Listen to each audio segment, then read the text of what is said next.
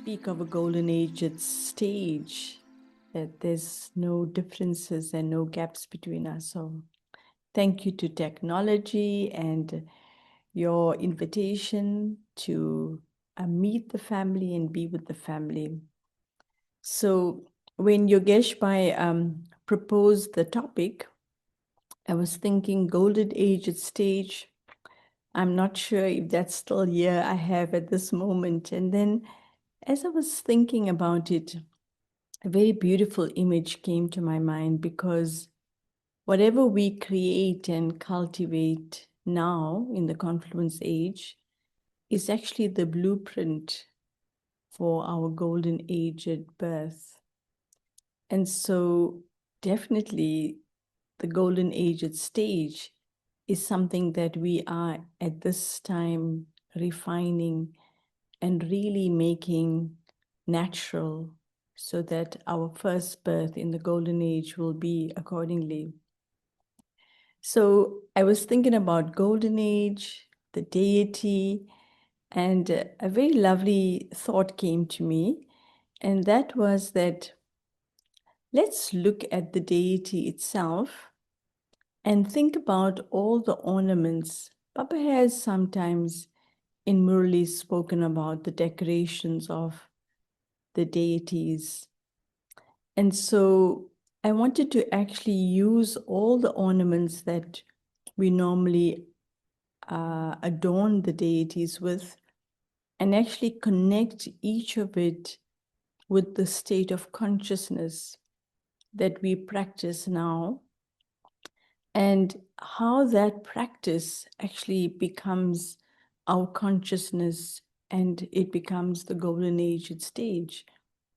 But instead of this being information, it'll be lovely for us to make this next 45 minutes and actually an opportunity for reflection. So we take each of these different ornaments that Baba has spoken about, and we also know about them through different Avyak Murlis, and see how we can allow ourselves the opportunity to, in a way, see ourselves. So instead of it just being you listening, it'll be an active participation in you. You know, Baba said today that we need to do our chart and make sure we keep a diary. And so actually it's already evening time. And this could be a very lovely checking point that we can all do together. So firstly, when we think about the deity, there's always the image of the crown on the head. And that's the first adornment that we see on the deity's head. And so what does that actually represent for me? So my checking point is to what extent, you know, Baba also uses this image that the mind, intellect, and sanskaras are our ministers. And to what extent are these ministers working under our order?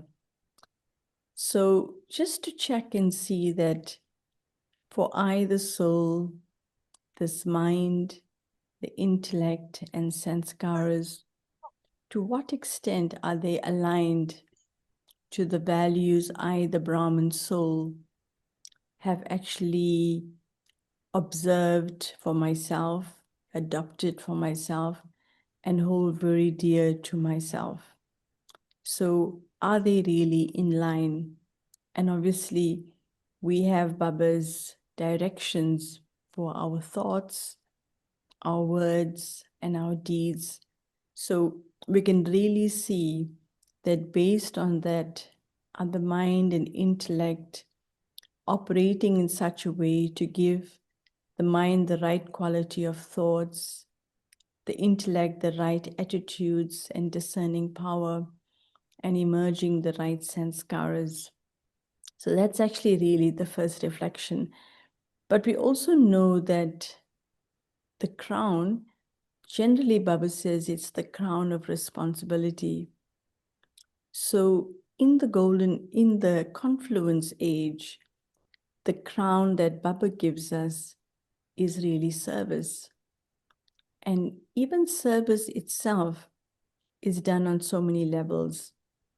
I was reading an Aviyak Murli of 1988, and Baba was emphasizing that when we do physical service, that it has a very high amount of accumulation for the soul, because when we do physical service, we bring rest and comfort to the souls.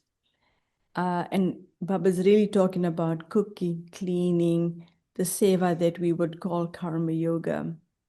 And so Baba puts that as a very high level, because to really be Baba's hands and allow all the work that needs to be done in such a way that the physical environment becomes clean and pure, but also starts to adopt the vibrations of soul consciousness and God consciousness. So that's the one thing about service, the physical element. Then we know that we do service based on speaking. And Baba was saying speaking that everyone can do, and he wasn't really giving it much importance. But another level of service that Baba speaks a lot about is actually Mansa Seva, the service that we do with our thoughts, and that creates a vibration. And so when you look at these two things, the deeds that we perform and the vibrations that we create, if you look at the golden age, the deities are not talking a lot, but definitely they're acting in a way that is benefiting everyone. There's benevolence in everything that they do.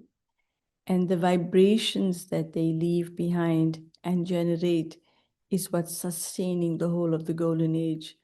So if we really look at it, that the crown is one, my sovereignty over my mind, intellect, and sanskaras, nice checking point.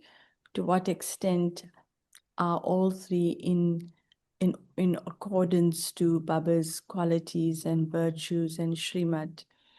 And then for myself, having Usha, taken the crown of Usha, please speak slower for slower, translation. okay, Can you okay. repeat the last things that you said? Can you repeat them?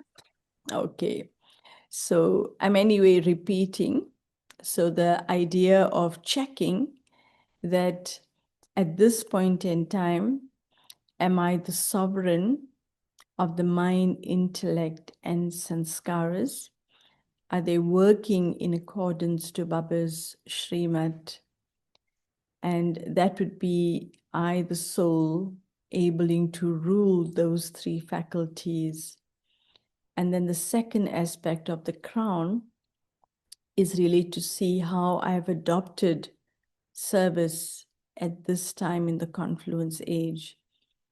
And the server I am really is an instrument of Baba, not the one who's just speaking, but actually the one who is performing pure elevated actions in remembrance of Baba and creating that element of rest and comfort and giving happiness to others.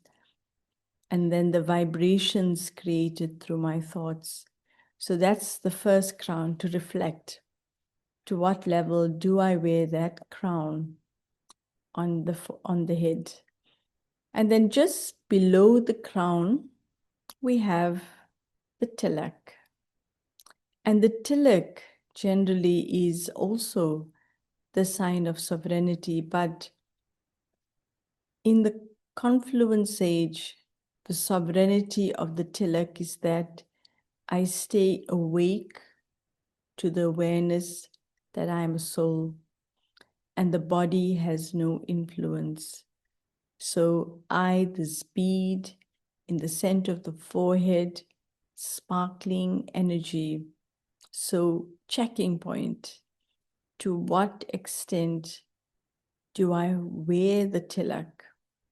Do I stay in the awareness of being the soul? And that's our first point.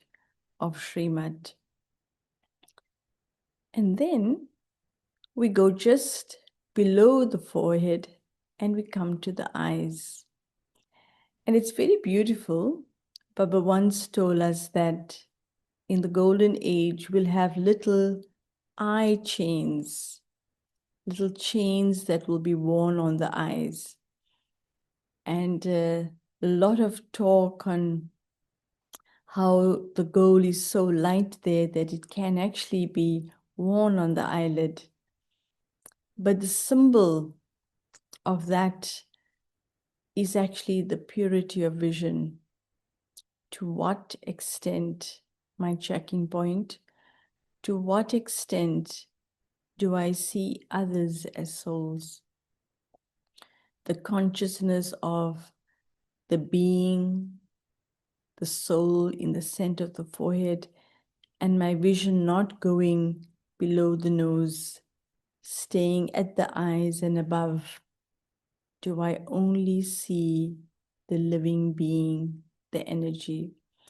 And this consciousness will eradicate any form of preference. Seeing the eyes is the most elevated vision, or seeing the soul is the most respectful thing, the most elevated attitude that I can have for anyone. So, next checking point, are my eyes only seeing souls? Is my vision only drawn to the jewel in the center of the forehead? So that's the next decoration. And then we come to the nose. And so nose rings are also a very beautiful decoration of the deities.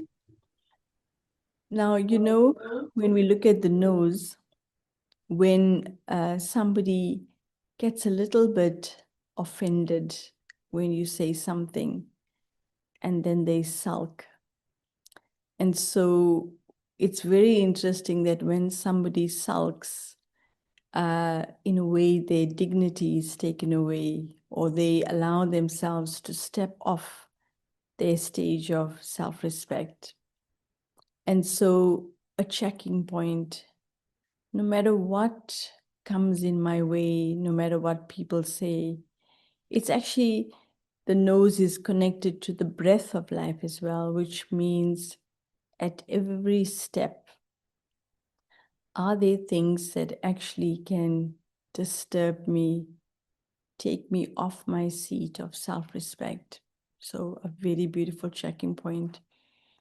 And yeah, I like to just share a little image that most of you know that, you know, a bull or a buffalo is a huge animal, and they normally put a nose ring because it's also a very tender part, so that if they just tug it a little, it's so painful that it actually makes the animal move. So it's also important for us to see that how sensitive we are to small little things, that it quickly makes me unstable. So that's another checking point. Do I fluctuate so quickly and easily to small little things? Can I stay stable in my dignity, in my awareness of who I really am, and not be led by the string? So that's a beautiful checking point. The next checking point is the ears. And so earrings are also a very beautiful decoration of the deities. In fact, both Lakshmi and Narayan are seen as wearing earrings. And we know the thing about ears is what we hear. So my checking point is that, am I listening to God, or am I listening to the stories of the world? If I'm listening to God, then the intellect is going to be purified and refined, and the mind is going to be filled with beautiful thoughts, and the soul will be absolutely happy.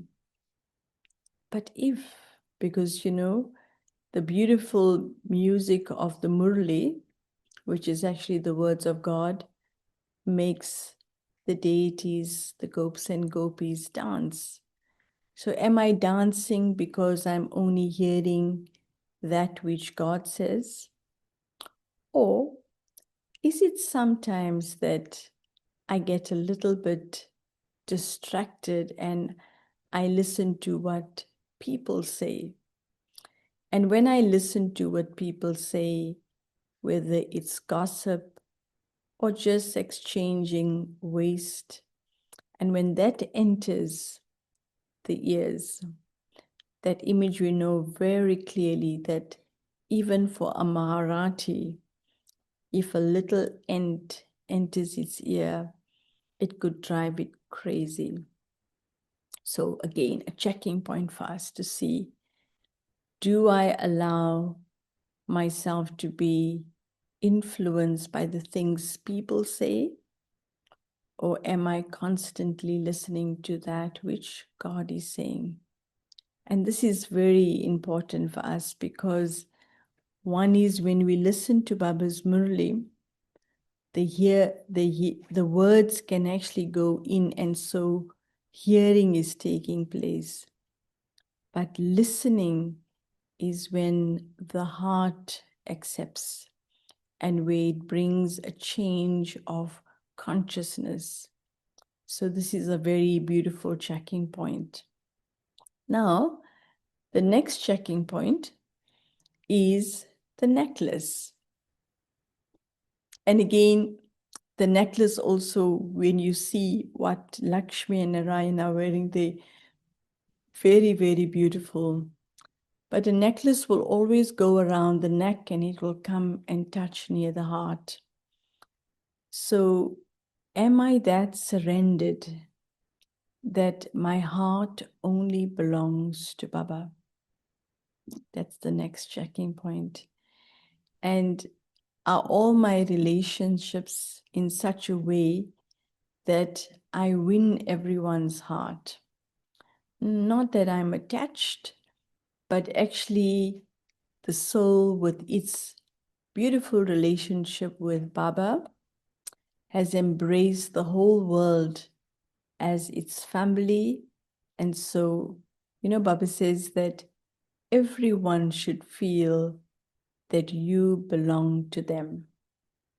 And so when I belong to Baba accurately, one Baba, and everything is for Baba, Baba is in my heart, then this soul will not pull anyone else in its heart. And so then it's full enough to give everyone the love from Baba and have that close relationship with everyone. So a necklace is a very beautiful checking point as well to see who sits in my heart. Now we know that for Baba to sit in our heart has to have some lovely space in it. It can't be cluttered. It has to be clean. It has to be pure. It has to be royal. So it also has to be unlimited, generous. Baba is an unlimited being. So this heart has to be so lovely checking points as well. Is my heart generous? Is my heart clean? Is my heart dedicated to only one? And so when I can think about my relationship with Baba, it also helps me re-establish my link with everyone as well. So it's a very beautiful checking point. And necklace also, the one thing about a necklace is that when somebody gains victory, then they put a garland around you. And so when I'm wearing this garland, it means that the soul has conquered the Father's heart, and it's also conquered the hearts of everyone. And you know, Baba has always reminded us that part of our victory is that we need to claim 3 certificates of contentment, one from the self, one from Baba, and one from the family. So again, this is an excellent checking point for us. Now, from the necklace, let's go to the bangles. And bangles have their own different, um, what you call it, symbol and significance. But in this instance, the bangle means that my hand is in cooperation with others. And if I think of the bangles in that way, then especially in service, whether it's karma yoga, whatever it is, I'm actually not working alone. And you normally see bangles are always worn in a bunch. And so that whole awareness for me at this time, am I Baba's right hand? How do I cooperate with everyone?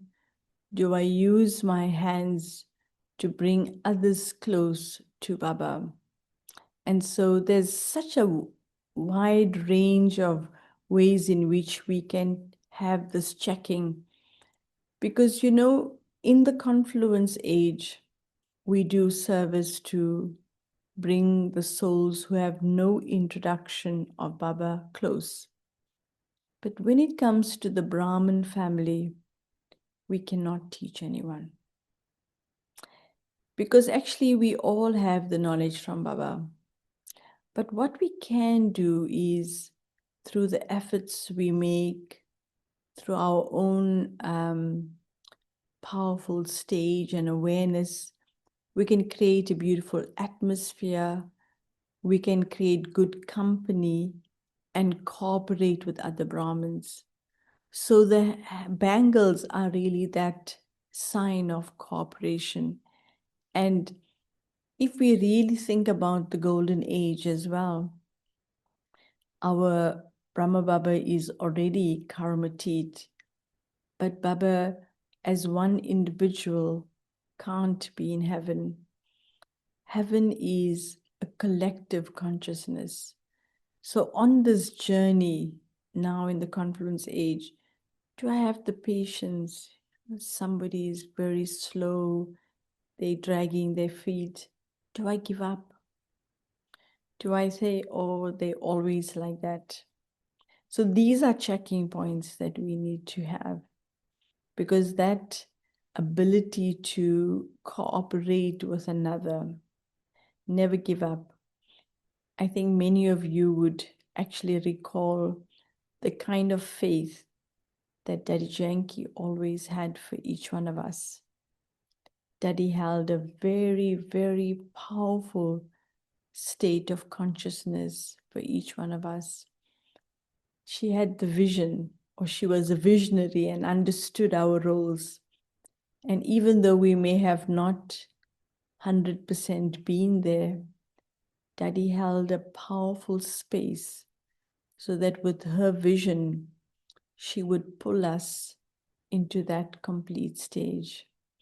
So the bangles is a powerful reflection of my relationship with other Brahmins, how I'm connecting with them, how I interact with them, and how I really give cooperation so that we can all move forward together.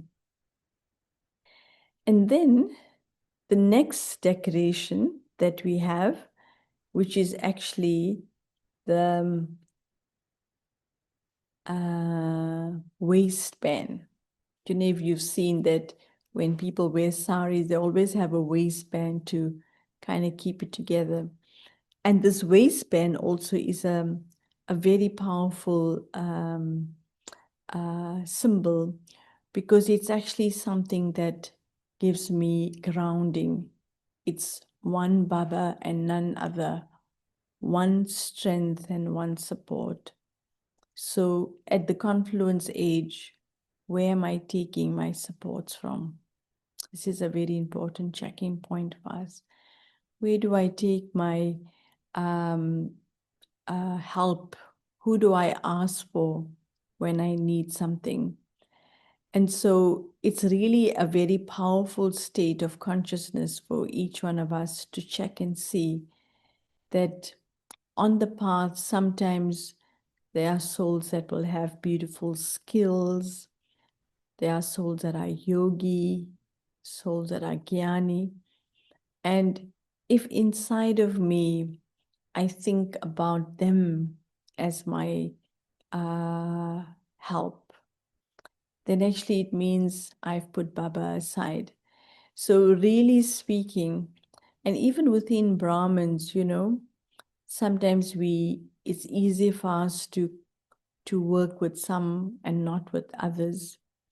And Baba's really bringing this whole image that when I'm interacting with another Brahmin, it is not them I'm interacting with them. They're doing Baba's service and I'm doing Baba's service. So we both doing the same task. We're not helpers of each other. So this one strength and one support is a very important awareness.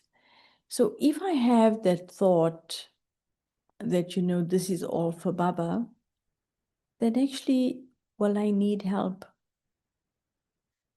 Really, this is something I've been finding quite useful, is that when I have that awareness that actually I belong to Baba and Baba belongs to me, the tasks is Baba's, then somewhere along the line, you don't feel that you need anyone. Means that you don't feel like, how can I find this one? And I wish this person can please do that. So instead of remembering Baba, I'm then having a rosary of names that I'm remembering. And this is also a very important thing, that to really create the foundation of one, it's really important to use our Amrit Vela, because it's at Amrit Vela when we're not using the worldly ways. It's the power of silence. And really at Amrit Vela, we forge that very powerful link with Baba. So again, I think it's a nice checking point to see that in my interactions, even in my thinking, when I'm doing something, do I remember a thing or a person, or is it Baba? And this for me is also a very important checking point. And then the final decoration is the ankle bells. And these ankle bells are the every step that we take. Now, when you think about ankle bells, they're like the real messengers that they actually uh, give people the notification of what is happening. So, are my actions such that they guide others to the truth? And so, am I making every action like, a footstep is actually the direction I'm going in? Are the steps I'm taking benevolent? Are they taking others to the destination? Am I a good example? So this is another checking point. So instead of like getting too worried about the golden age at stage, if I start taking care of all the states of consciousness which I'm using right now in the confluence age, and I just use the one word on each of them, which is attention. And when I use the word attention, then there's just no stress, because in this moment, I can really only think about one thing. And if I think of it with my heart, with my intellect, in the presence of mind, then actually that action itself will be so elevated. We don't really need to run around and do a lot. It's really about being present. So I must say, I was very happy when this thought came about that this golden age stage is really my daily checking, and my chart is actually my deity image. That every day I can look at that crown, can look at the tilak, and check what awareness did I have for the whole day. And instead of having a very laborious table, I can keep this deity image in front of me and actually fill in my chart every day. In fact, I can even talk to my deity image every day and check in with my deity image. To what extent have I fulfilled all the qualifications of being a deity? And you know what's nice about when you have an image, it actually is easy to remember. If you had a list of 10 points that you need to remember, I'm not exactly sure if you'll even remember the order. But if you create a visual image of the crown, the tilak, the eyes, the nose, the ears, the garland, the bangles, the waist, and the ankles, it's a very beautiful list and an easy way to remember as well. So, as we think about this golden age at stage, when we think about what it looks like, our golden age at stage will be one that is completely non-violent, which means that even when we're checking, we're not punishing ourselves. Because the biggest thing we can do is actually, use the old nature to try and correct the self. It's really very important at this time that there's no thing like right and there's no thing like wrong. It's only awareness. If I'm aware that I'm going off track, then it means I'll bring myself on track. And that's the purpose of that awareness, not to scold myself that I've gone off the track.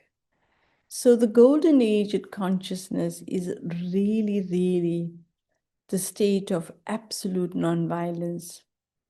You know, today is the 1st of October, in South Africa especially, and in the world, nonviolence is remembered because it's the birthday of Mahatma Gandhi. And you know what's so amazing is that the soul has left the body so many years ago, but this whole concept of nonviolence is still celebrated because he took such a clear step just to be peaceful, but through his peace to make others realize that actually freedom is everyone's right. He brought about that independence with that kind of revolution of nonviolence.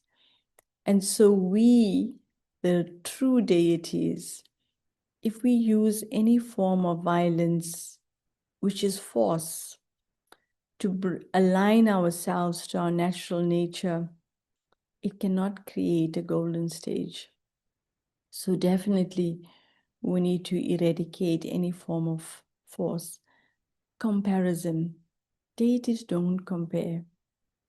Because if you think about it, each one is absolutely perfect in the way that they are. No two deities are going to be the same. And so, what's the point if we compare ourselves with anyone? Then there's even no room for criticism. And so, why hurt anyone? Baba was saying the other day that, we shouldn't give sorrow to anyone. And one of the biggest things, Baba, when he speaks about giving sorrow, is because we correct others. So we're critical.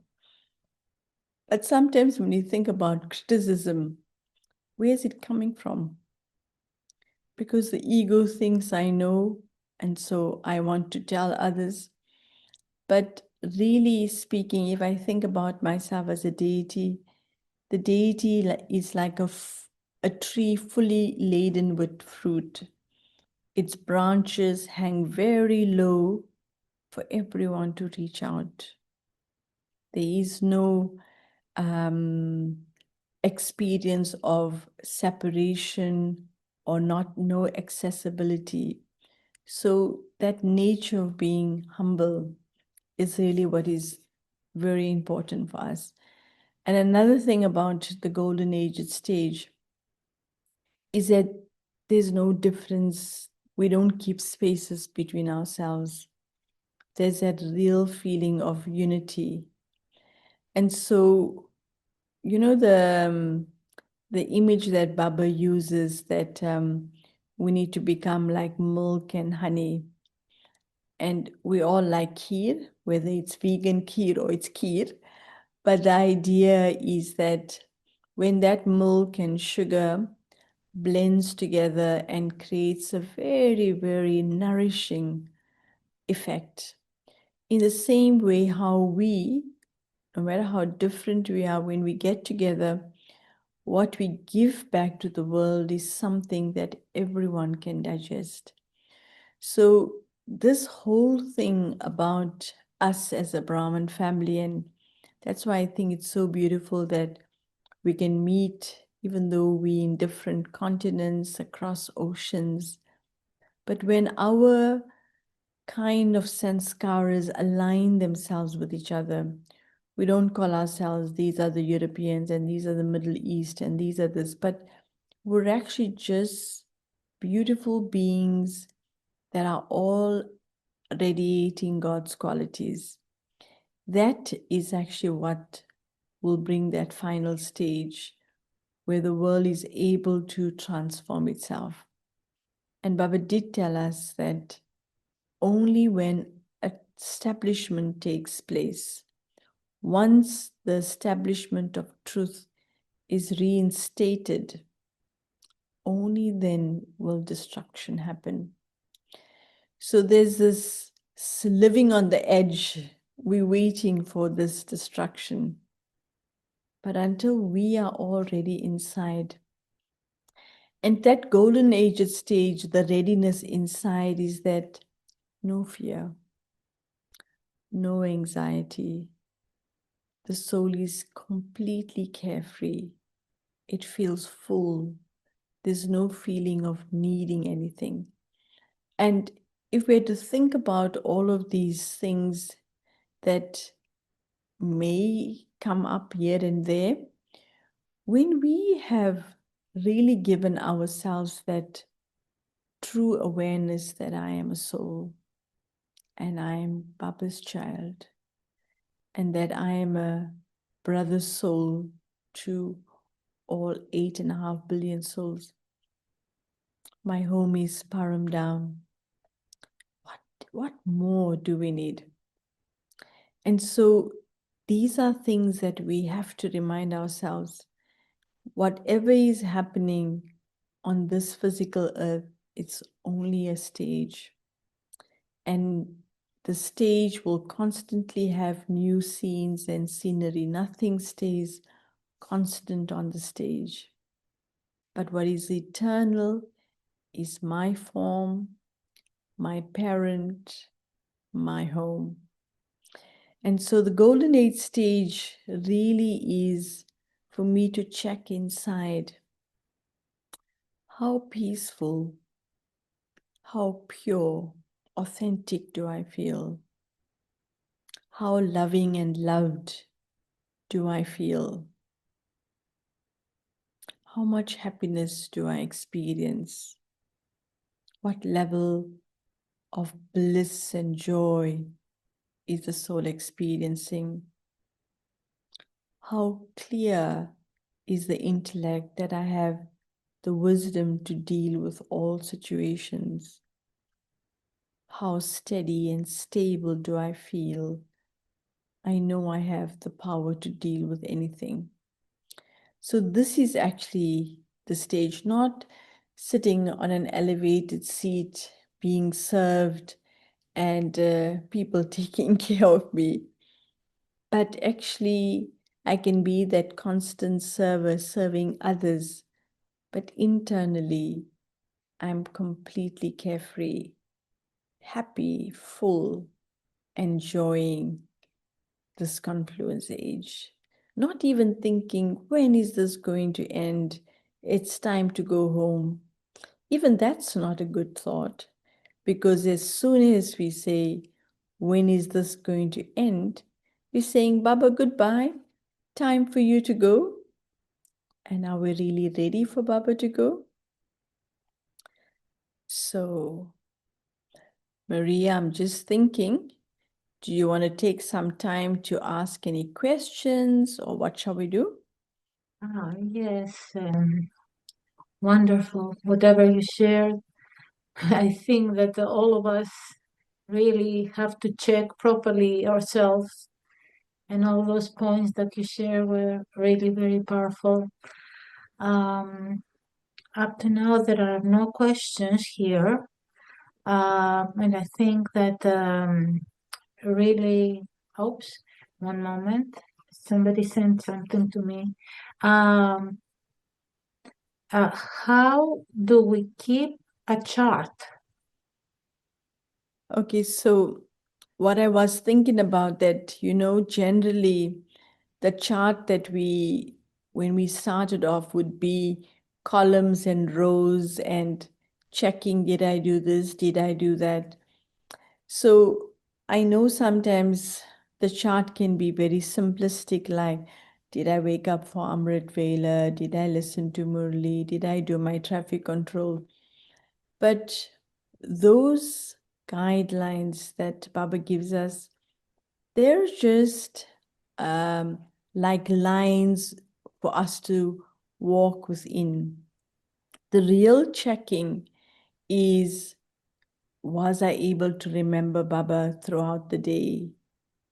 What awareness did I use when I was interacting with others?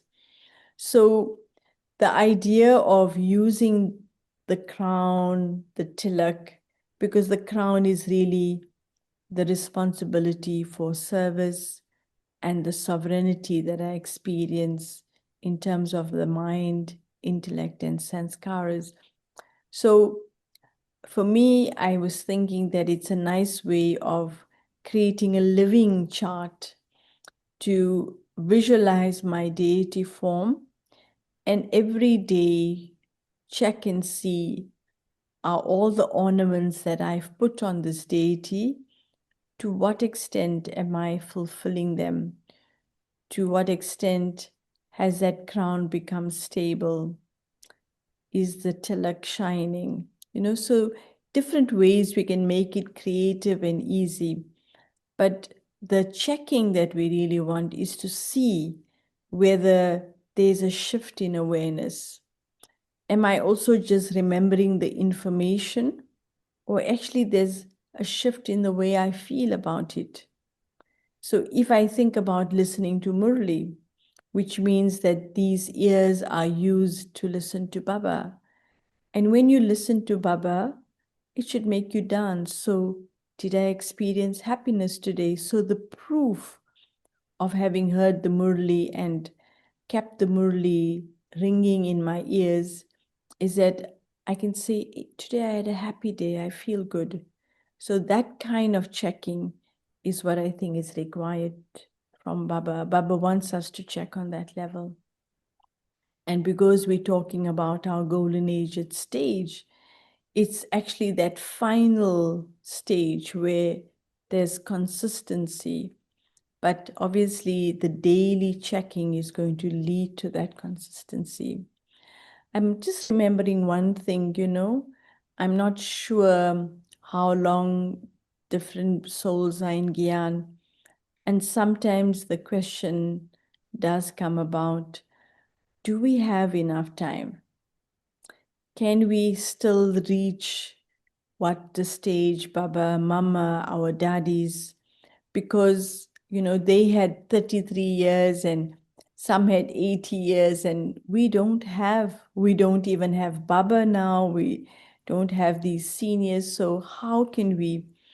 And Daddy once said very beautifully, she said, no matter when you came into Gyan, if from the moment you had the realization, you start using your time in a worthwhile way and don't waste any time. So if you don't waste time, she said, you will have enough time. And I'm just checking for myself that, these days, everything is done so simply. We don't make much effort, I don't feel, in terms of service. We got so many gadgets, we got so many programs to do a leaflet, to get words for a leaflet. Today, AI is even creating songs every day of the Murli. We just have an abundance of everything. So I don't feel that we have to labor, but we do have to pay attention. Is Baba the companion of my mind? Are these eyes only looking at souls? Are these ears getting influenced by anyone? Am I feeling insulted or rejected by someone? So these are the things we need to check. So I would say if you want to keep a chart, keep a living chart of the living awareness that you have, and that will bring our consciousness to the golden consciousness that we want. Wonderful. You said all the checking points. Why didn't you talk about the mouth? Well, unless we speak about the golden teeth is the mouth.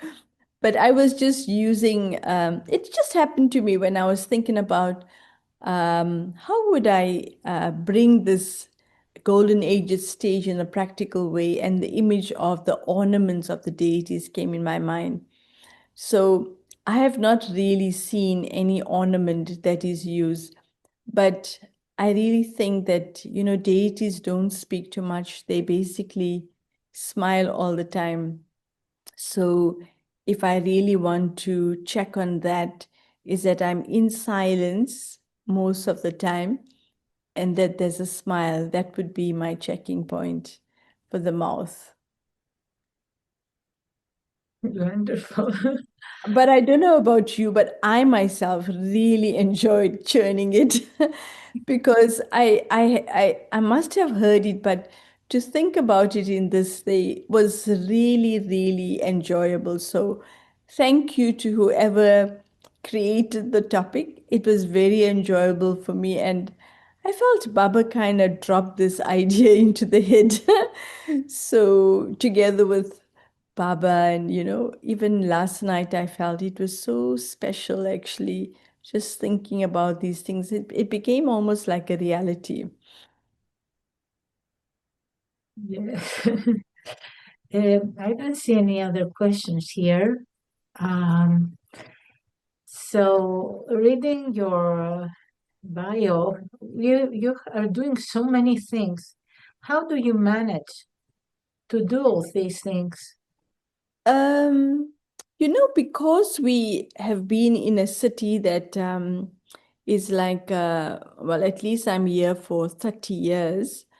What's been nice is that when we have to do a program, generally, you call interfaith people and environment, which has actually been my interest as well. So actually, whilst interacting with them, it's actually a nice platform in which to do Baba service. Like on the 25th of October, Baba's house is going to be used for an environmental festival. And so Baba's house is the venue, but this young lady will bring all the schools and all the different environment groups, and she's doing all the arrangements. And I was just thinking that one of the things that is very beautiful is creating relationships. So all these different groups are actually friends. And when we have to have a meeting or when we have to do something, um, we would offer Baba's home because we have the great fortune of having a beautiful space. Physically, it's a huge space as well. We have lots of parking. So we can use Baba's home to host different things. And when people of faith and different organizations come to Baba's house, it really does its own service. So actually, it never feels like work. It almost feels like, we're just, we actually creating those contexts and we meeting our friends. So it's like little snake milans all the time. And one other thing that I feel is that, when you're not challenged with people, you don't feel like you have to work hard.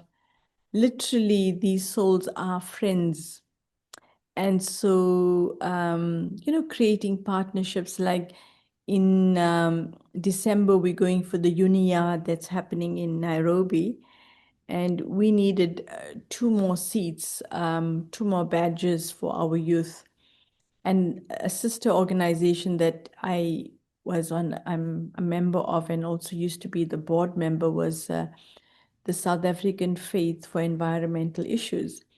And the sister said, let's see if they can help us to get, the extra space we required. And voila, they said yes and already arranged it. So I feel that just like how Baba is encouraging us to have good relationships with each other, I think when you have friends, then it's never hard work.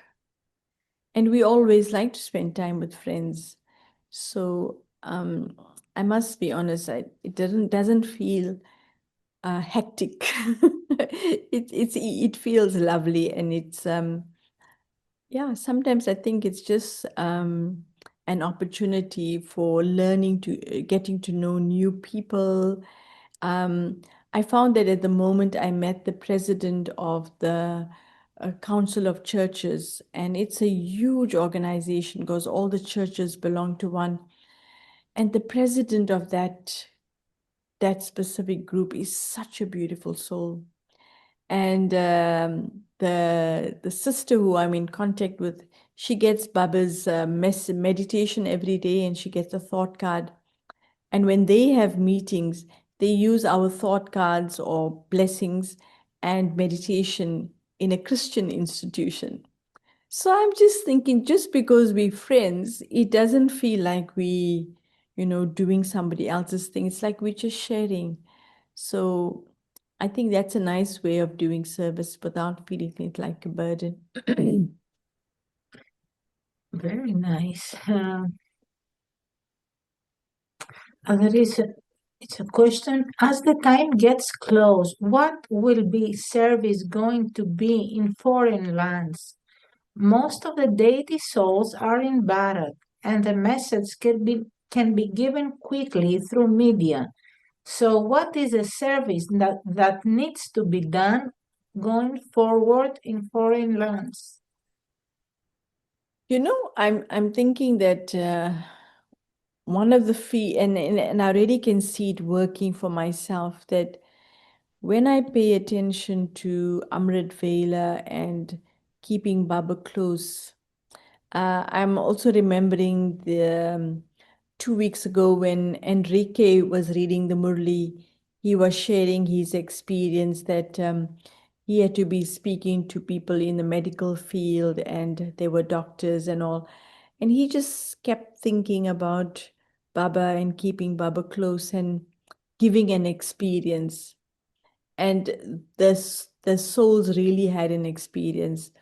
So I'm thinking that the service we each really can do is that let's use our relationship with Baba to make Baba more present so that when others are in my contact, they feel it. Like, people should be able to feel our peace. They should feel how relaxed and calm we are. We should make sure that inside of us, that element of worry is finished, the element of anxiety is finished. Really, can I really feel how relaxed I am? I'm completely a carefree emperor. And that vibration will do the service. Because even if I say all the right words, but there's some anxiety, there's some nervousness, the arrow won't hit the target. So whether it's Bharat or whether it's foreign lands, the only service that's left to do is to really give souls an experience. And we can give the experience if we're in that stage. So I think this golden age stage that we're talking about is really about that, complete non-violence in my thinking, no blaming, no criticizing, really just being content and at peace with myself. I really feel that for me, I think that that's the only thing that's going to do service, nothing else.